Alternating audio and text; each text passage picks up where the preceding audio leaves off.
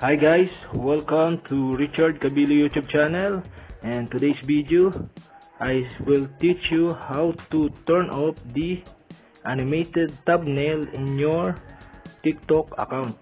So okay guys, but before we start, kindly subscribe to my YouTube channel by pressing the subscribe button and the bell to notify you if I have new video. So okay guys, let's start. All you have to do is go to TikTok application in your mobile phone. So okay guys, all you have to do is click the me on the lower right side on your screen. Click me. After that, click the three dots on the upper right side on your screen. Okay, and find the general.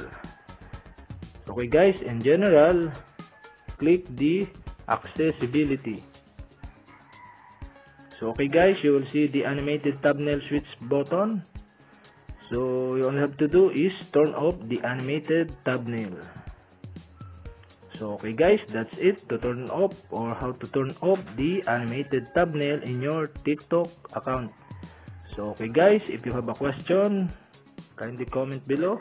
And don't forget to hit the subscribe button and the bell to notify you if I have new video. So okay guys, thank you for watching.